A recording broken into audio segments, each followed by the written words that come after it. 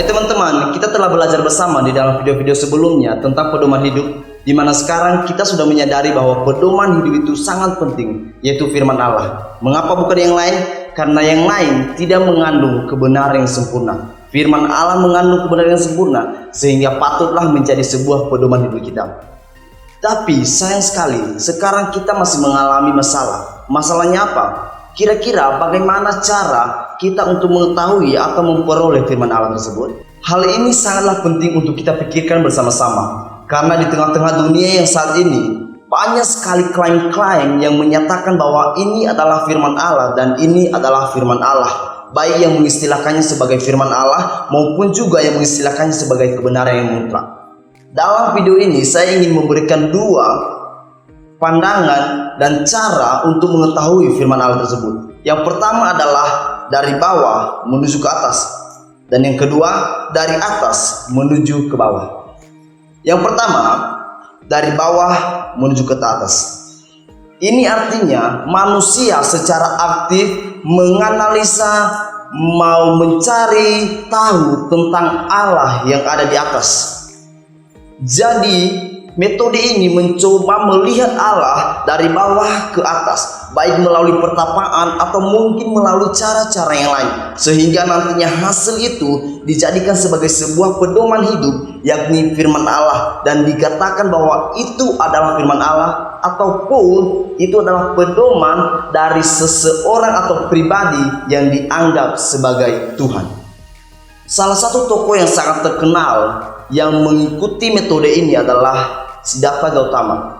Ketika dia melakukan pertapaan di bawah pohon Bodhi, dia pernah mengatakan, apapun yang terjadi kepadaku, bahkan tulang-tulangku hancur, tubuhku hancur, saya tidak akan pergi dari tempat ini sebelum saya memperoleh pencerahan yang sempurna. Pencerahan yang sempurna yang dimaksud oleh Siddhartha Gautama pastinya memiliki arti yang sama sebagai firman Allah atau isi hati dari sang Tuhan tersebut. Jadi dia sampai giginya untuk mau memperoleh itu melalui pertapaan. Sesungguhnya hampir semua agama ataupun kepercayaan di dunia ini menggunakan metode ini. Hanya saja hanya 3 agama yang mengatakan dirinya bahwa tidak menggunakan metode ini, dan mereka menggunakan metode yang kedua nantinya. Akankah metode ini merupakan metode yang tepat? Jelas sekali metode ini bukanlah metode yang tepat. Mengapa saya mengatakan ini metode yang tidak tepat? Ketika kita menyadari diri kita tidaklah sempurna sehingga kita sangat memerlukan pedoman hidup, dan kita mencoba menganalisa atau mau mencari tahu tentang Allah ketika kita di dalam keadaan tidak sempurna, itu adalah sesuatu yang sangat tidak mungkin. Keterbatasan kita membatasi kita untuk mengetahui sesuatu yang tidak terbatas. Jadi tidak akan mungkin dan tidak akan mungkin seseorang yang terbatas bisa mengetahui seseorang yang tidak terbatas. Jadi jelas sekali bahwa metode ini tidaklah tepat dan tidak akan mampu membuat manusia bisa memperoleh atau mengetahui firman Allah tersebut. Sekarang metode yang kedua. Metode yang kedua adalah metode yang dari atas menuju ke bawah. Apa yang maksud dengan metode ini? Metode ini bermaksud Allah secara inisiatif mau memberitahu dirinya kepada manusia secara langsung. Hal ini sering kita sebut dan istilahkan sebagai wahyu. Seorang tokoh bernama John Calvin pernah mengatakan bahwa tanpa kerelaan kehendaknya untuk menyatakan dirinya, manusia tidak akan mampu mengetahui sedikit pun apapun tentang Allah tersebut. Jadi metode ini mengandalkan bahwa 100% bergantung pada kerelaan hati Allah mau menyatakan dirinya atau tidak.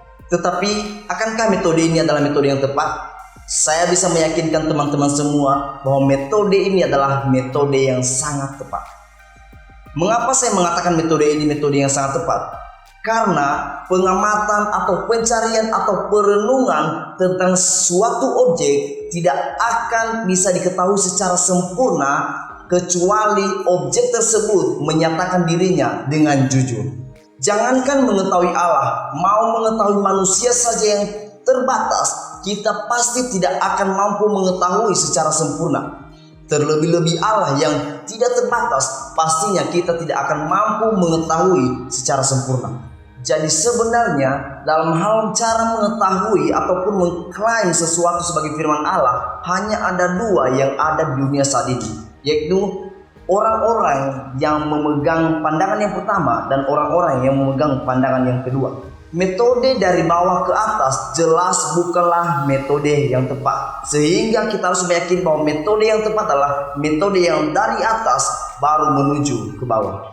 Pesan saya, periksalah pedoman hidup teman-teman saat ini, baik itu iman maupun kepercayaan teman-teman. Apakah pedoman yang teman-teman pegang saat ini, apakah sesuatu yang dari atas baru ke bawah, atau hanyalah sebuah refleksi hidup yang dijadikan sebagai pedoman hidup? Jika itu, maka segeralah tinggalkan hal itu dan beralihlah kepada pedoman hidup yang sebenarnya. Pedoman hidup yang sesungguhnya adalah firman Allah yang dinyatakan oleh Allah itu sendiri. Kalau bukan, maka tinggalkanlah itu dan beralihlah kepada pedoman hidup yang benar, yaitu firman Allah. Oke teman-teman, ada satu informasi yang ingin saya sampaikan kepada teman-teman berhubungan dengan hal ini, yakni di dalam dunia ini hanya ada 3 bahkan 4 kitab yang diklaim sebagai firman Allah, yaitu Tanakh yang dimiliki oleh orang-orang Yahudi, Alkitab yang dimiliki oleh orang Kristen, Al-Quran yang dimiliki oleh orang-orang Islam, dan bahkan mungkin Deuterokanonika yang ditambahkan oleh orang-orang Katolik. Semua kitab ini diklaim dan dinyatakan sebagai firman Allah. Apakah semua kitab ini adalah firman Allah? Ataukah hanya salah satu? Ataukah kita menolak semua ini sebagai firman Allah? Anda penasaran? Tetap ikutilah video kami selanjutnya. Tuhan Yesus memberkati.